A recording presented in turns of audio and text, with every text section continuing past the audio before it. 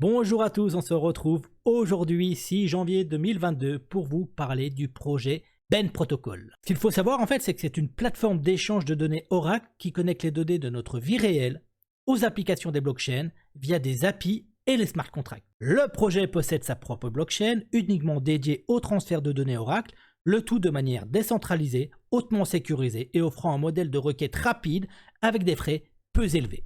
Ce projet offre aux développeurs de nombreuses nouvelles perspectives d'évolution à explorer, car ils peuvent à présent utiliser des vastes sources de données du monde réel au sein de leurs applications décentralisées. Le projet a été développé en 2017 par Soravis Srinivasan, Sorawit Siriakan et Paul Natapat Siri. Excusez-moi pour la prononciation, ils ont des noms assez compliqués.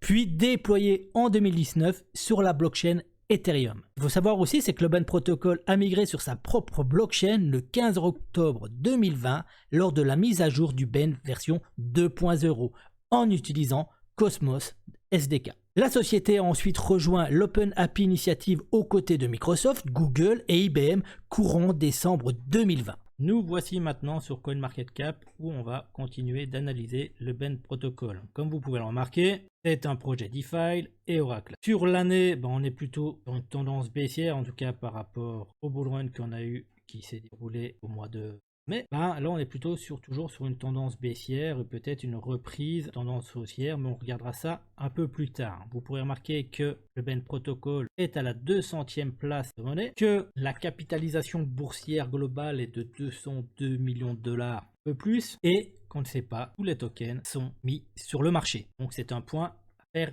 attention aujourd'hui. Chose importante, c'est pour un investisseur, on recherche des projets où la capitalisation boursière n'est pas trop élevée. Aujourd'hui, on a un projet de 202 millions de dollars, voire un peu plus. Donc, pour faire un x5, pour arriver à 1 milliard, voilà, il faudrait faire quand même un x5. Donc, ça pourrait devenir intéressant au moment où on atteindra cet ATH. Mais pour ça, on va aller voir s'il y a des organisations qui sont présentes sur le Ben Protocol. Et vous pouvez remarquer qu'il y a déjà Binance Lab, rien que ça. Et un peu plus de 9 projets, 9 organisations sur le projet Ben Protocol. Donc, est-ce que pour vous, c'est un projet intéressant? Maintenant, on se retrouve sur notre graphique en daily. Comme tous les jours, je vous refais un petit récap. On va se retrouver avec deux styles de trendline. Les trendlines de résistance en rouge et les trendlines de support en vert. Les rouges, c'est celles qui n'ont pas encore été cassées. Et les lignées, c'est celles qu'on a cassées. Vous pouvez remarquer qu'au niveau MACD, on a une légère divergence qui est dessinée, donc une divergence plutôt haussière. On va voir, c'est peut-être pour ça qu'on a repris un canal haussier aussi depuis le 15 décembre cette année. On se retrouve avec un momentum plutôt neutre, en négatif, et des spreads qui sont plutôt négatifs pour le moment, donc c'est quelque chose de très important et d'intéressant. Maintenant, comme vous le savez, toutes les altcoins sont corrélées au prix du Bitcoin.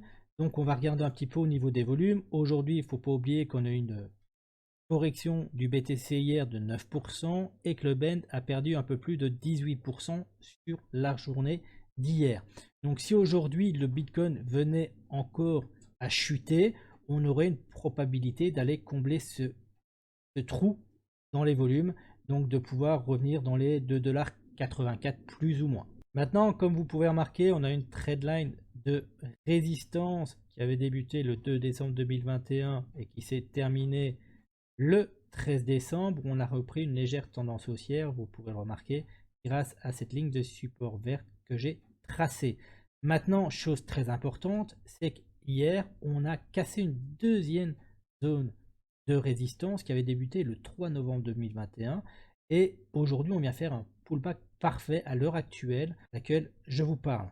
Donc, il faudrait pouvoir tenir ce pullback pour pouvoir refaire, comme vous voyez, la lignée que j'ai fait, une relancée pour pouvoir venir taper, hop, et valider cette nouvelle tendance haussière et avoir des points bas plus haut et des points hauts toujours plus haut. Maintenant, attention, le bend est corrélé au BTC. Aujourd'hui, le BTC a corrigé. C'est à vous de faire attention et faire vos analyses. Maintenant, on va passer en weekly et en mode logarithmique. Comme vous le savez, j'aime bien. J'ai tracé mon canal haussier. Vous pouvez remarquer, même si je ne suis pas forcément fan, parce que je n'ai qu'une seule touchette sur mon canal du haut. Maintenant, voilà. C'est comme ça. Il a commencé le 23 mars 2020, qu'on a fait des touchettes sur le haut de ce canal vers le mois d'août 2020 et que là on est revenu vers le bas de ce canal. Mais ce qui est important au niveau de ce canal, vous pouvez remarquer que j'ai une zone de support qui a commencé le 2 novembre 2020, qui est un pack, on a fait plusieurs touchettes dessus, et on a une zone de résistance aussi qui a débuté au mois de mai 2021, où on a fait 1, 2, 3 touchettes, et qu'on arrive vers la fin. Donc il y a une tendance qui se dessine. Maintenant, tout dépend du BTC, je le répète. Donc soit si le BTC part au nord, bah, on risque d'avoir une forte poussée vers le nord pour le Bern. Maintenant, si le BTC part au sud, bah, on risque d'avoir une chute plus importante sur le Bend et peut-être venir retoucher la première zone clé qui sera dans les 4,06 $.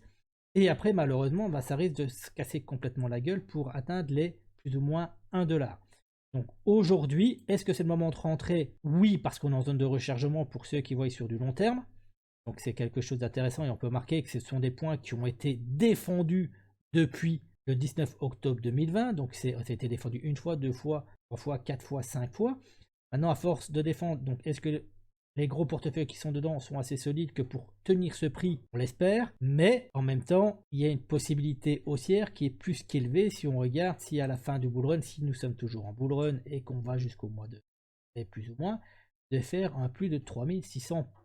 Maintenant, est-ce qu'on va le faire? Je ne sais pas. Il y a une probabilité d'aller toucher le haut de ce canal si nous sommes toujours en bull run et pas passer en bear market. Là, franchissement aussi de cette trendline de résistance peut être important si on va faire un pullback, et on a un W weekly qui pourrait se dessiner du moment où on atteindrait les 11,43 $.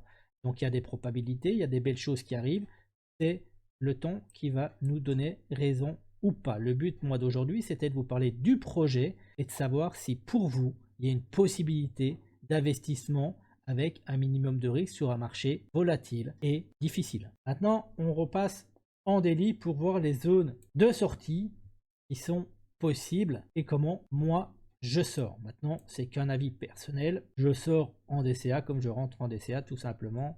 Donc moi, je vais sortir 50% de mon bail au 1,618 qui sont les zones généralement qui sont atteintes très facilement quand on est en bull run, donc qui sont plus ou moins vers les 41,46 $, donc sortez toujours un peu avant.